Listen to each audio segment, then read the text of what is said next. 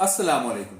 क्या हाल चाल है? उम्मीद करता हूँ ठीक होंगे, खैरियत से होंगे। मेरा नाम है जमी और मेरे साथ है शाह चौधरी। आज की वीडियो का जो टॉपिक है वो कुछ यूं है, Imran Khan failed on corruption. हाँ जी, तो वीडियो जो है वो डिफेंस डिटेक्टिव से है मेरा ख्याल है, या डिफेंस डीडी रिएक्शन से है।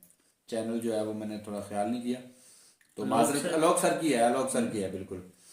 तो वीडियो शुरू करने से पहले हमारी आपसे रिक्वेस्ट है कि अगर आप हमारे चैनल पर नए हैं, चैनल को लाइक करें, शेयर करें, सब्सक्राइब करें और बेल का आइकन दबाना मत मत भूलिए। तो भूलिएगा। चलिए शुरू करते हैं, लेट्स स्टार्ट।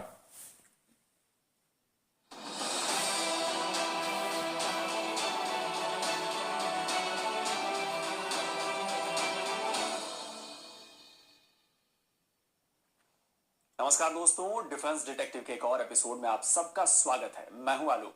तो आज के इस वीडियो में मैं बात करने वाला हूं ट्रांसपेरेंसी इंटरनेशनल की उस नई रिपोर्ट के बारे में जिसमें भ्रष्टाचार पर बताया गया है, भ्रष्टाचार पर काफी जानकारी दी गई है। भारत और पाकिस्तान में हो रहे करप्शन को लेकर इस रिपोर्ट में कई अहम जानकारियां दी गई हैं, जो ये साल 2021 की रिपोर्ट अभी अभी आई है। खास तौर पर पाकिस्तान को लेकर इसमें बहुत कुछ कहा गया है और इस रिपोर्ट से यह पता चलता है कि इमरान खान ने जो गुड गवर्नेंस देने का वादा पाकिस्तान की जनता से किया था और जिसमें उनका नंबर 1 एजेंडा था भ्रष्टाचार पर काबू पाना, उसे कम करना, उसमें इमरान खान पूरी तरह फेल हुए हैं। तो जैसा कि आप सभी जानते हैं, ट्रांसपेरेंसी इंटरनेशनल नाम की जो संस्था है वो हर साल अपनी रिपोर्ट लेकर आती है। इस रिपोर्ट में दुनिया भर के देशों में भ्रष्टाचार को लेकर क्या किया गया है उसकी रिपोर्ट होती है। तो साल 2021 की रिपोर्ट आ गई है। इसमें कई तरह के पैरामीटर्स पर हर देश की जांच की जाती है और उसके बाद रिपोर्ट बनाई जाती है कि किस देश ने कितनी प्रगति की है भ्रष्टाचार को रोकने के लिए। वहां की सरकार ने करप्शन के खिलाफ कितना ज्यादा काम किया है या फिर काम नहीं किया है। अब इस रिपोर्ट में भारत भी शामिल है और पाकिस्तान भी शामिल है और भारत पाकिस्तान सहित दुनिया के 180 देश इसमें शामिल हैं।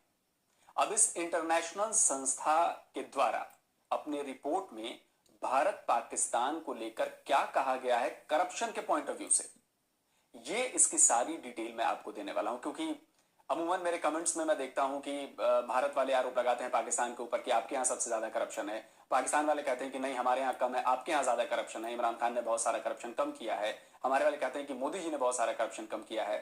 तो पिछले 9 साल का लेखा जोखा इस रिपोर्ट में मौजूद है।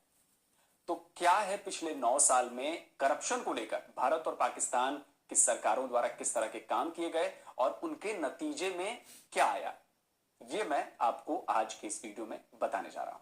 तो सीधे मैं आपको लिए चलता हूं ट्रांसपेरेंसी इंटरनेशनल की वेबसाइट पर। इसका लिंक मैंने नीचे डिस्क्रिप्शन बॉक्स में दिया हुआ है, वहां से आप इसे पढ़ भी सकते हैं। यहां पर साल 2021 का करप्शन परसेप्शंस इंडेक्स दिया हुआ है, इसी में हर देश की रिपोर्ट मौजूद है। तो यहां पर सबसे पहले सर्च करते हैं भारत की रिपोर्ट को। तो ये आ गई करप्शन पर भारत की रिपोर्ट। रिपोर्ट के मुताबिक इस साल भारत का स्कोर रहा है 100 में से 40, यानी इस संस्था के जो पैरामीटर्स हैं उनके 100 नंबर है और इसमें से जो जितने ज्यादा नंबर पाएगा वो देश उतना ही कम करप्ट होगा। अब इसमें भारत को 40 नंबर मिले हैं, ये बहुत ज्यादा अच्छे नंबर नहीं कहे जाएंगे। अगर रैंकिंग की बात करें तो 180 देशों में से भारत की करप्शन के मामले में जो रैंकिंग है वो है 85, यानी 180 देशों को इस लिस्ट में शामिल किया गया है और सबसे करप्ट देशों के लिस्ट में भारत का नंबर 85वां है। जिन देशों में बहुत कम करप्शन है वो देश हैं डेनमार्क, फिनलैंड और न्यूजीलैंड। इन्हें 100 में से 88 नंबर मिले हैं, इसीलिए इन्हें संयुक्त रूप से नंबर 1 रैंक पर रखा गया है। वहीं अगर मैं चीन की बात करूं तो चीन इस इंडेक्स में 66वें नंबर पर है। इसे 100 में से 45 नंबर मिले हैं और पिछले साल के मुकाबले इसने अपने स्कोर में 3 अंकों का सुधार किया है, यानी करप्शन के खिलाफ चीन ने अच्छा काम किया है। भैया भले ही दुश्मन देश है लेकिन अगर अच्छा काम कर रहा है तो तारीफ बनती है। अब आते हैं बांग्लादेश पर। बांग्लादेश की रैंकिंग इसमें 147वीं है, यानी बहुत ज्यादा खराब रैंकिंग है। मतलब ये हुआ 26 नंबर कि ये फेल हो बांग्लादेश गया में भ्रष्टाचार बहुत ज्यादा है पास हो और जाएगा। पिछले साल के मुकाबले इसके नहीं स्कोर समझो, में कोई बदलाव नहीं हुआ है। पाकिस्तान का साहब पता अब नहीं क्या बड़ा होता सवाल यह पाकिस्तान है कि टॉप पर क्या है। वाकई भारत में करप्शन को कम करने को लेकर काम हुआ है या फिर बातें सिर्फ हवा हवाई हैं। इस रिपोर्ट में इसकी पूरी जानकारी दी गई है। पिछले 9 साल के स्कोर्स भी दिए गए हैं, जो ये समझने में बहुत मदद करेंगे कि भाई किस देश के लिए, या जैसे हम भारत की बात कर रहे हैं तो भारत के लिए क्या पिछले 9 सालों में करप्शन को कम करने के लिए काम हुए हैं, और काम हुए हैं तो इसका परिणाम क्या निकला है। तो चलिए ये सारी डिटेल मैं आपको पिछले 9 साल वाली भारत के लिए मैं आपको देता हूं। देखिए, ये रहा भारत के पिछले 9 सालों का करप्शन इंडेक्स, साल 2012 से लेकर 2021 तक। देखिए, साल 2012 में स्कोर था 36, साल 2013 में भी इसमें कोई बदलाव नहीं हुआ, स्कोर उतना ही रहा। साल 2014 में इसमें 2 अंकों का बदलाव हुआ, स्कोर बढ़कर 38 हो गया। फिर साल 2015 में ये 38 पर ही टिका रहा। फिर आया साल 2016, फिर इसमें 2 अंकों का सुधार हुआ, स्कोर पहुंच गया 40 पर। साल 2017 की रिपोर्ट में स्कोर इतना ही रहा, यानी भारत ने मेंटेन करके रखा। फिर साल 2018 में इसमें 1 अंक का सुधार हुआ और स्कोर हो गया 41। 2019 में भी यही स्कोर रहा, लेकिन साल 2020 में इसमें 1 अंक की कमी हो गई और ये पहुंच गया 40 पर। और 2021 में भी स्कोर 40 ही है, यानी जितने सुधार हुए थे उतने ही रहे, उसमें और ज्यादा काम नहीं हुआ। लेकिन अगर ओवरऑल आप 9 साल का काम देखेंगे तो आपको थोड़ी सी प्रोग्रेस नजर आएगी। 9 साल में 36 से स्कोर 40 पर आया, यानी 4 अंकों का सुधार हुआ। इसे बहुत ज्यादा अच्छा सुधार तो नहीं कहेंगे, लेकिन कम से कम सुधार तो कुछ ना कुछ हुआ है। चलिए अब जरा देख लिया जाए कि पाकिस्तान की रिपोर्ट क्या कहती है। पाकिस्तान का प्रदर्शन क्या रहा है। देखिए, पाकिस्तान का स्कोर 100 में से 28 है और इसकी वजह से 180 देशों में इसकी रैंकिंग 140वीं है। साल 2020 के मुकाबले स्कोर में 3 अंक कम हो गए हैं, यानी पाकिस्तान में 2020 के मुकाबले साल 2021 में करप्शन बढ़ी है। यानी अगर भारत और पाकिस्तान की यहां पर हम तुलना करते हैं तो ये देखते हैं, ये पाते हैं कि साल 2020 के मुकाबले 2021 में भारत में अगर बहुत अच्छा काम नहीं हुआ है करप्शन को रोकने को लेकर, तो बहुत बुरा भी नहीं हुआ है, क्योंकि मामला स्थिर है। साल भर की जो डेटा आया है, जो साल भर की रिपोर्ट कहती है। लेकिन अगर यही डेटा हम पाकिस्तान के बारे में देखें तो यहां पर मामला उल्टा हो जाता है। साल 2020 के मुकाबले पाकिस्तान में साल 2021 में करप्शन बढ़ी है। यानी कहा जा सकता है कि पाकिस्तान की सरकार की तरफ से करप्शन को थामने पर, इसको रोक लगाने पर किसी तरह का काम नहीं किया गया है। और अगर इस पूरे टेन्योर को, जो इमरान खान वाला टेन्योर है 3.5 साल 4 साल का, इसकी तुलना अगर नवाज शरीफ के टेन्योर से करें, मतलब नवाज शरीफ की सरकार से करें, तो जो डेटा है वो आपको हैरान कर देगा। अब मैं आपको दिखाता हूं कि पिछले 9 साल में पाकिस्तान में करप्शन के खिलाफ क्या काम हुआ है। यानी नवाज शरीफ के दौर से लेकर इमरान खान के दौर तक की डिटेल इसमें है। साल 2012 में पाकिस्तान का स्कोर था 27, 2013 में स्कोर 1 अंक बढ़ा, पहुंचा 28। फिर साल 2014 में 1 और अंक बढ़ा, स्कोर हो गया 29। 2015 में 30 हुआ, 2016 में 2 अंक बढ़कर स्कोर 32 हुआ, 2017 में स्कोर 32 ही रहा। अब आते हैं साल 2018 में, स्कोर में 1 अंक और बढ़ा, ये 33 हो गया। ध्यान देने वाली बात यह है कि इसी साल इमरान खान पाकिस्तान के प्रधानमंत्री बने। अब इसके बाद खेल बदल गया। साल 2019 में स्कोर कम होकर 32 हुआ। फिर साल 2020 में स्कोर में और कमी हुई, ये 31 पर पहुंचा। 2021 में तो इसमें सीधे 3 अंक कम हो गए हैं और स्कोर 28 पर आ पहुंचा है। अगर भारत से कंपेयर करें तो 9 साल में जहां भारत ने अपना स्कोर 36 से 40 किया, वहीं पाकिस्तान 9 साल में अपना स्कोर 27 से 28 ही कर पाया है। जाहिर है पाकिस्तानी मीडिया इस रिपोर्ट को कवर तो करेगी ही। आपको डॉन न्यूज का आर्टिकल दिखाता हूं, इसमें कुछ और जानकारी आपको मिलेगी। डॉन ने अपनी हेडिंग में लिखा है कि करप्शन परसेप्शंस इंडेक्स की रैंकिंग में पाकिस्तान 16 पायदान नीचे खिसक गया है।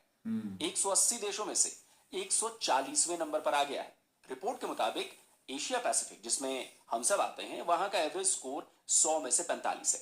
सबसे इंटरेस्टिंग बात इसमें नीचे लिखी गई है। इसमें बताया गया है कि साल 2020 में स्कोर 31 था और उस वक्त पाकिस्तान 180 देशों के इंडेक्स में 124वें नंबर पर था। लेकिन इस बार पाकिस्तान में करप्शन को लेकर हालात बेहद खराब हो गए हैं। साल 2021 में स्कोर 28 का है और रैंकिंग 140वीं है, यानी पाकिस्तान पिछले साल के मुकाबले 16 पायदान नीचे आ गया है। इसमें यह भी लिखा है कि पीटीआई सरकार यानी इमरान खान की सरकार के वक्त पाकिस्तान में भ्रष्टाचार बढ़ा है। साल 2019 में पाकिस्तान 120वें नंबर पर था, 2020 में 124वें नंबर पर, 2021 में 140वें नंबर पर, जबकि नवाज शरीफ की सरकार के वक्त साल 2018 में पाकिस्तान की रैंकिंग थी 117वीं। यानी करप्शन के मामले में इस रिपोर्ट को देखने के बाद मैं तो यही कह सकता हूं कि नवाज शरीफ की सरकार ने इसके खिलाफ ठीक काम किया था बनिस्बत इमरान खान की सरकार के। कम से कम रिपोर्ट तो यही बता रही है, और ये रिपोर्ट एक इंटरनेशनल संस्था की है जिसकी रेपुटेशन बहुत ज्यादा अच्छी है। रिपोर्ट में इसकी वजह भी बताई गई है। इसकी वजहों में ह्यूमन राइट्स अब्यूजेस हैं, डेमोक्रेसी का कमजोर होना है, लोगों के अधिकारों और आजादी का हनन है, और हायर लेवल्स पर करप्शन का बढ़ना बड़ी वजहों में शामिल है। अच्छा, इसका असर क्या हुआ है पाकिस्तान पर, इसे समझाने के लिए मैं आपको पाकिस्तान के सीनियर जर्नलिस्ट हैं फारूक सलीम, उनका ट्वीट दिखाता हूं। फारूक सलीम पाकिस्तान के जाने माने कॉलमनिस्ट भी हैं, द न्यूज और पाकिस्तान ऑब्जर्वर के लिए लिखते भी हैं। तो उन्होंने ये ट्वीट किया जिसमें ट्रांसपेरेंसी इंटरनेशनल की रिपोर्ट का हवाला देते हुए बताया गया है कि जब जरदारी के हाथों में पाकिस्तान की सत्ता थी तब करप्शन में रैंक 139वां था। फिर 2016 में जब पाकिस्तान की सत्ता नवाज शरीफ के हाथों में थी तब करप्शन रैंक पाकिस्तान का 116वां था, और अब 2021 में जब सत्ता इमरान खान के हाथों में है तब करप्शन रैंक पाकिस्तान का 140वां हो चुका है। साथ ही उन्होंने ये 4 पॉइंट्स के जरिए इसके असर को भी समझाया है। पहला है, करप्शन ज्यादा है तो इसका मतलब हुआ कि गरीबी ज्यादा होगी। दूसरा पॉइंट है, करप्शन ज्यादा होने का मतलब बेरोजगारी बढ़ेगी। तीसरा पॉइंट है, ज्यादा करप्शन होने का मतलब सरकार में लोगों का भरोसा कम होगा। और चौथा पॉइंट है, ज्यादा करप्शन का मतलब देश में पॉलिटिकल इनस्टेबिलिटी रहेगी, यानी सियासी तौर पर स्थिरता पाकिस्तान में कम रहेगी। तो उन्होंने बड़ी ही आसान भाषा में करप्शन की वजह से देश पर पड़ने वाले बहुत बड़े असर को इन 4 पॉइंट्स में समझा दिया है।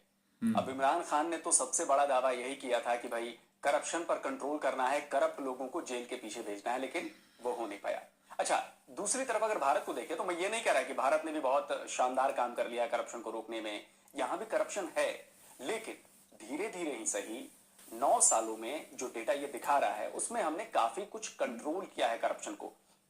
थोड़ा ही सही, लेकिन हमने काम किया है। 36 से 40 पॉइंट पे गए हैं, लेकिन वहीं पाकिस्तान ने पिछले 9 साल में बिल्कुल भी काम नहीं किया है।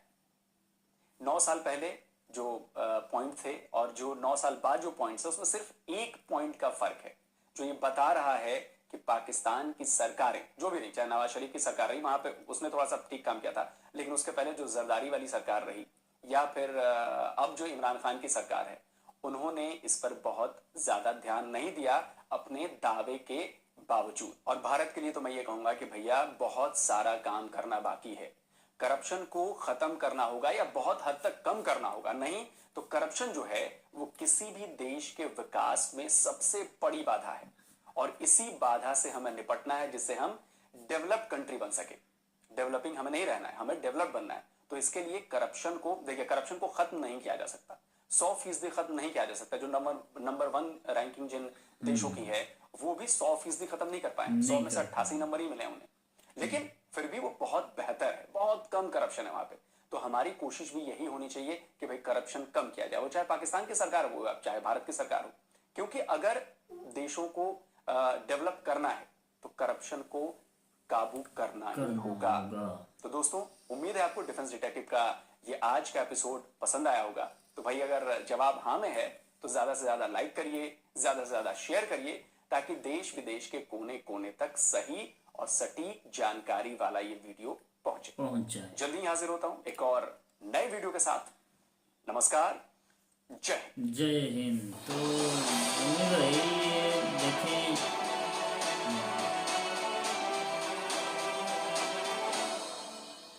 इमरान खान साहब जब आए थे तो उनका एक ही नारा था कि करप्शन खत्म हो जाएगी, करप्शन जितने भी करप्ट मैं लोग छोड़ूंगा नहीं, ये वो ठीक है, जेल की सलाखों के पीछे चले जाएंगे करप्ट लोग। बंदा ना पता है उसने क्या किया, उसने सिर्फ एक ट्रैक पकड़ लिया कि इन्होंने किया, बस इनके पीछे पड़े रहने। उसने ये देखे नहीं कि उसकी आस्तीन में बहुत सारे सांप पल रहे हैं। दरअसल उसने ना सही वाला चूना लगाया है पाकिस्तानी अवाम को। बात जो सीधी है ना, जितने भी करप्ट लोग हैं वो उसके साथ हम है, उसके साथ उसके उसी दरख्त की शाखें हैं वो। और वो उसके साथ हैं, उन पर जो फल लगता है वो भी खा रहा है और वो मिलकर आपस में बांटे जा रहे हैं। बिल्कुल। और चूना लगा रहे हैं भला किनको, गरीब अवाम को, पाकिस्तानी बोली वाली अवाम को चूना लगा रहे हैं। और उनको ठीक ठाक चूना लगाया और भी करप्ट लोग हैं उनको पकड़ लिया, करप्शन खत्म अब कर दी। देखें सर, अब देखें यार मुझे ये आज की वीडियो देख कर ना जी, मैं तो बहुत कुछ सीख रहा हूँ कि ये देखें आज तक यही सारा कुछ चल रहा था कि पाकिस्तान की करप्शन इमरान खान ने ख़त्म कर दी। एक प्राइम मिनिस्टर है जिस पर करप्शन का लगाकर आरोप और उसे सलाखों के पीछे भेज दिया वगैरह वगैरह। दुनिया ने देखी ये सारी बात, और आज देखें दुनिया ही देख रही है कि पाकिस्तान का बेड़ा गर्क हो रहा है और करप्शन पहले से ज़्यादा बढ़ रही है और हालात ज़्यादा से ज़्यादा कम हो रहे हैं और टैक्स बहुत ज़्यादा बढ़ रहे हैं। हाँ जी, तो इस तरह के ख़राब हालातों में मेरे ख्याल में एक आम इंसान, एक नॉर्मल इंसान रहने के काबिल नहीं है। तो लोग खुदकुशियाँ ना करें, नहरों में ना कूदें, रस्सी लटका कर दरख्तों पर वो अपनी गर्दनें ना वहाँ तोड़ लें। तो क्या करें, गरीब अवाम अपने बच्चों को भूखा ना मार दे लोग सड़कों पर। और लास्ट टाइम देखा था ना कि वो बाप ने जो है पूरी फैमिली को खुद समेत जो है सारा सबको काट के एंड पे खुद को भी काट दिया। और एक और वाकया कि एक पूरी की पूरी फैमिली नहर में डूब गई और वो सबको कह के ये नहर में डूबी कि हमारे पास कुछ खाने के लिए नहीं है। तो ये इस तरह के वाकये ना हो फिर अब तो क्या हो। देखे ना जी, हर बंदा तो खुदा बना पड़ा है, हर बंदा तो भगवान बना पड़ा है। अच्छा, यहाँ पे तो आपकी बात काट रहा हूँ। यहाँ पे इमरान खान कहता है कि लंगर खाने बड़े शहरों में हैं तो गुर्बत ये वो। और भाई बड़े शहरों में चलो ठीक है कुछ गरीब, लेकिन कुछ ऐसे भी तो होते हैं यार, सफेद पोश होते हैं भाई, वो आपके चल के लंगर खाने पे नहीं आ सकते। उनको जो है वो उनकी इज्जत वो प्यारी होती है, वो नहीं पूरी फैमिली को लाके वहां से अब खाना ऐसे नहीं खिलाया जाता। और देखिए इंडिया के अंदर क्या हो रहा है कि वो लोन दे रहे हैं, इंडिया नौजवानों को, बेरोजगारों को लोन बांट रहा है, पैसे बांट रहा है। आइडियाज जो है ना बेस्ट वाले आइडियाज, हाँ। वो गवर्नमेंट जो है वो मतलब लोगों के पास है और गवर्नमेंट चाहती है कि उन पे काम हो। इधर पाकिस्तान क्या कर रहा है, ये लोन ढूंढ रहा है कि किधर से मिलेगा। मैं तो कहता हूँ कि इमरान खान सर वहां से कोई लोन ले ले इंडिया से और खुद की कोई ना कोई फैक्ट्री लगा के वहाँ मजदूरों को तनख्वाह ही दे दें, चले बेरोजगारों को जॉब दे दें और मजदूरों को तनख्वाह देकर उनके घर का राशन तो आ जाएगा, उनके घर का चूल्हा तो जल जाएगा ना। इस तरह गरीब आवाम इस तरह दबी पड़ी है ना जी। और ये जो मिनी बजट आया इसमें तो गरीब आवाम और भी बहुत ज़्यादा दब गई है। भाई मैं ये बड़ी इस तरह की बात जब सोचते हैं ना तो दिल दुखता है और समझ नहीं आ रही कि मैं क्या बोलूं, और मेरे पास अल्फाज नहीं है कि मैं गरीब आवाम के लिए कौन से लफ्ज़ ढूंढ के। आजकल तो इतना एक ये पहले गरीब जो होते थे वो अमीरों के पास जाकर अपना कुछ करके थोड़ा बहुत मजदूरी करके वो रोजगार चला लेते थे। अब वो जो अमीर हैं वो अमीर गरीब बन चुके हैं और वही तो बच्चों को डुबा रहे हैं ना पानी के अंदर, वही बच्चों को कत्ल कर रहे हैं, वही बच्चों को मार रहे हैं, वही खुद सड़कों के ऊपर आकर अब बीमार आ गए सड़कों पे। देखें जी, अब एक और सान्या हो गया कि बीमार सड़कों पे आ गए।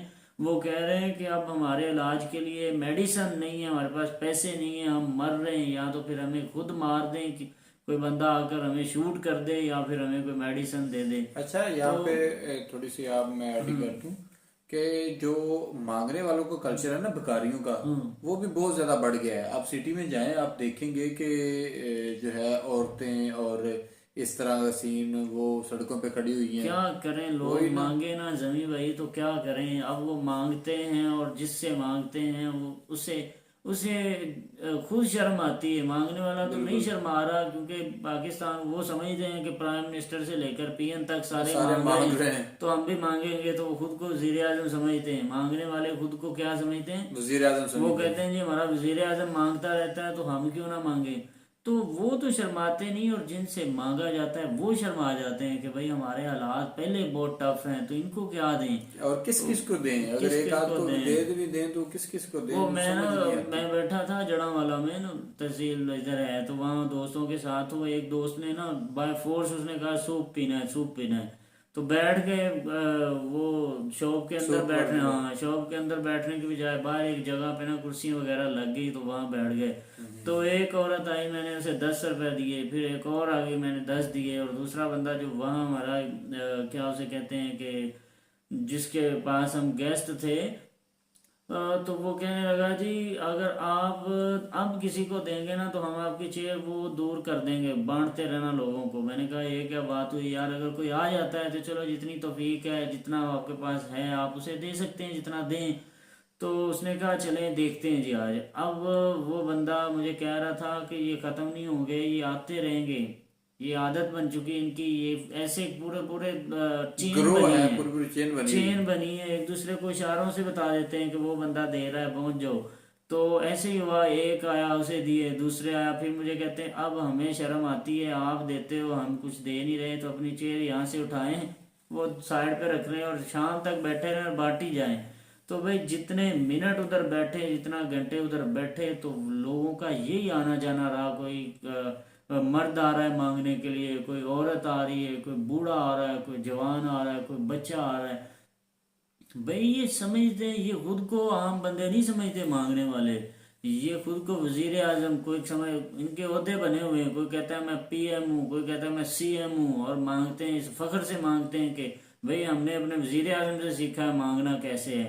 तो अगर वो मांगते हैं ना, अगर तो वो जब मांगते हैं तो फिर कम पैसों से उनकी बात नहीं बनती, फिर बड़े रोब से और बड़े दबदबे लास्ट से में मांगते बिल्कुल हैं। लास्ट में एक बाबा मैंने उसको कुछ पैसे दिए तो वो कह रहा था नहीं 100 रुपया लेना है। 100 मैंने कहा रुपया। यार हद है यार, 100 रुपये में पेट्रोल डलवा के मैं घर पहुंच जाऊंगा। ऑफिस में आ गया एक बंदा, वो कहे मैंने आपकी चेयर को आग लगा देनी। मैं क्या किस लिए? कहता 100 रुपया लेना है। मैं क्या बाबा मुझे ले जा साथ, तेरे तो थोड़ा सा कह देने से 100 रुपया लेना है, मिल जाता है तो चल मुझे भी ले जा साथ। तो मांगने वाले वो बड़े आजकल सख्त हो गए हैं, पहले प्रोफेशनल होते थे ना पहले मांगने वाले, वो बड़े कमाल के साथ, बड़ी सीक्वेंस के साथ अगले बंदे को खुश करके मांगते थे। आजकल दूसरे लोग, हर बंदा मांगने अच्छा, पे चला पहले हुआ वाले है। मांगने वाले पता है क्या करते थे? तुम्हारी शादी हो, तुम्हारे बच्चे हो, तुम्हें खूबसूरत बीवी मिले, तुम्हें जॉब मिले, इस तरह का मतलब करके तो करते थे। तो आप ब्लैकमेल करते हैं आगे देना है या नहीं, अगला बंदा नहीं देना, चलो फिर आज रात को घर जा, तुझे बुरी खबर मिलेगी। वो बंदा उसे वाजे देता है पीछे से, ले जा कुछ अपनी बददुआ ना करना यार, खुदा ना नहीं, बददुआ ना आजकल करना। ये मांगने वाला ट्रेंड जो है ना, ये बड़ा चला है पंजाब में, पाकिस्तान के पंजाब में बहुत ज्यादा ट्रेंड हो चुका है कि फकीर फकीर बहुत ज्यादा हैं, ग्रो और जवान लड़कियां। एक और बात, जवान लड़कियां मांग रही हैं, उन्हें शर्म नहीं आती, और गोन अच्छे वाले गोन खरीदे हुए हैं अट्रैक्शन को बढ़ाने के लिए। एक होता है ना कि चले ब्यूटी अच्छा नजर सर नहीं ना, आती। यहाँ पे मैं थोड़ा आपकी बात काटता हूँ, फिर आप बात करें। लास्ट टाइम ना फैसलाबाद गए थे, उधर ना यार मुझे बड़ा ना अजीब लगा यार, बड़ा, मैं पता नहीं यार कैसे उसको ना फीलिंग बयान करूँ, समझ नहीं आ रही। एक माँ जी थी, मतलब इतनी उम्र नहीं थी, 35-36 की होंगी, मतलब माँ जी तो हमसे 10-12 साल 15 साल बड़ी होंगी, और साथ में एक छोटी मतलब बहन तकरीबन होंगी कुछ 15-16 साल की, यही कुछ।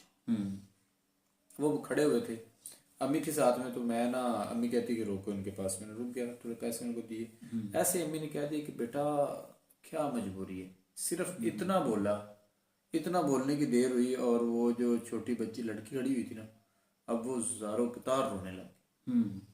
हम उसके पास रुके नहीं, मैंने थोड़े और पैसे निकाले उसको दिए, और मजबूरी, क्योंकि बाज़ बात ना हम किसी की मजबूरी पूछते हैं ना तो उसको ठेस पहुंचा देते हैं। अब वो शहर से दूर, मतलब सड़क जो, अब कह लें कि वहाँ के आसपास कोई विलेज भी नहीं था। अब मुझे नहीं पता कि वो चल के पैदल गए होंगे या जैसे भी तैसे, उन्होंने वो वाली जगह चूज की जो जहाँ पे कदरे कम लोग रुकते हैं या कदरे कम ट्रैफिक होती है, ठीक है।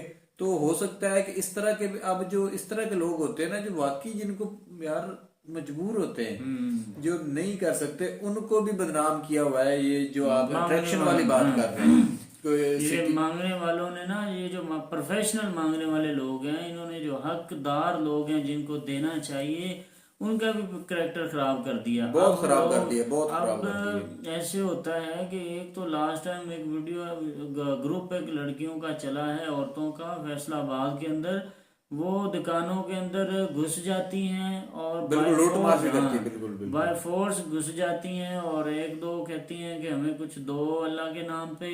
तो जो नहीं देता उससे छीनना शुरू कर देती हैं। तो इस तरह के हालात हो गए। पाकिस्तान इतना तरीक़ों में डूबे जा रहा है भाई। ये आप एजुकेशन सर, एजुकेशन मेन। अगर आप किसी को देना चाहते हैं तो भाई आप हर जगह पे आप छोटे छोटे लोगों को पकड़ पकड़ के जो है ना लेके आए और उनको कहें कि भाई आपको खाना मिलेगा। भाई जैसे क्या करें, एजुकेशन फ्री है पाकिस्तान में। मेरे भाइयों सुनो आप हमारी बातें, हमारे दुख सुने। आप लोग बोलेंगे यार वो जो आपने सुना ना कि लोगों का दुख देखा तो मैं अपना गम भूल गया है। आप भूल जाएंगे अपने दुख, पाकिस्तान के दुख देखें। तो वो जो लास्ट टाइम मेजर साहब भी कह रहे थे ना कि जो बंदा सबसे ज्यादा दुखी होता है जब वो पाकिस्तानी न्यूज चैनल देखता है, तो वो कहता है भाई मैं तो मेरे बहुत तो अच्छा हाँ, हूँ। हमारे तो दुख ही बहुत कम है, ये तो मरे पड़े हैं। भाई ऐसे देखें, पाकिस्तान की जो एजुकेशन है वो फ्री है, गवर्नमेंट स्कूलों की एजुकेशन फ्री है। और वो जो ग्रुप है उन्होंने अपने बच्चों को मांगने पे लगाया हुआ है, ना कि एजुकेशन देते हैं। और खुद भी जाहिल हैं और अपने बच्चों को भी वो जाहिल ही रखना चाहते हैं। अगर कोई बंदा एफर्ट भी करता है ना कि ये बच्चे क्यों मांग रहे हैं, तो वो कहते हैं भाई हम इनको स्कूल में दाखिल करा देते हैं, ये हमें मांग के महीने के 10,000 दे देते इतने हैं, पैसे आप तो दे आप दें हमें तो हम महीने के दाखिल इतने करवाते हैं। 10,000 दो तो हम इसे स्कूल में, वो कहते हैं हम पढ़ाते भी हैं तो हमें तनख्वाह मिलेगी, इनके पढ़ने की भी तनख्वाह मिलेगी तो तब पढ़ाएंगे हम। तो कहाँ जाएं अपने दुख लेकर, किधर सुनाएं। आप हमारे हमसाए हो तो हमसायों को खबर रखनी चाहिए। अगर आप हमारी खबर नहीं रखेंगे तो कल को आपको पेश होना है। आप भगवान को क्या मुंह दिखाएंगे कि आपके हमसाए इतने ज़्यादा तंग थे और आप उधर ट्रेनों में मेट्रो में झूले ले रहे थे। असल में यार भाई बात ये है कि मतलब हमने ऐसे ही कह दिया। मेन चीज ये है कि भाई हमसाए ख्याल यही रख रहे हैं ना कि हम हमसाए से जो बन पड़ता है वो करते हैं। अब हमारे ट्रेड ना खोले, हमारे लोग जो है वो इस चीज को ना समझे तो भाई ये हमारी अपनी गलती है ना। आ जाए भाई, लाहौर बॉर्डर क्रॉस करके लाहौर से पाकिस्तान आ जाए, आके इमरान खान सर को बोलें कि हम आपके साथ कर लेते हैं ट्रेड। और वो दुखी बंदा है, दुखी, बहुत दुखी है वो। अब उसके दुख कोई सुन ही नहीं रहा। वो हाँ कभी बिल्कुल। अब कहीं अब जा उसको रहा कुछ है, सुन ही नहीं रहा। ठीक अब है, वो कभी कहीं जा रहा कहीं है जा अपने रहा है, अब दुख उसको कुछ लेकर, सुनने कभी वाला नहीं कहीं है। जा रहा है अपने दुख लेकर, उसके कोई दुख नहीं सुन रहा। मोदी जी आ जाए, उनके दुख सुने, बड़ी मेहरबानी। हाँ जी, तो मिलेंगे नेक्स्ट वीडियो के साथ, तब तक के लिए हमें दीजिए इजाजत। अल्लाह अल्लाह हाफिज। हाफिज।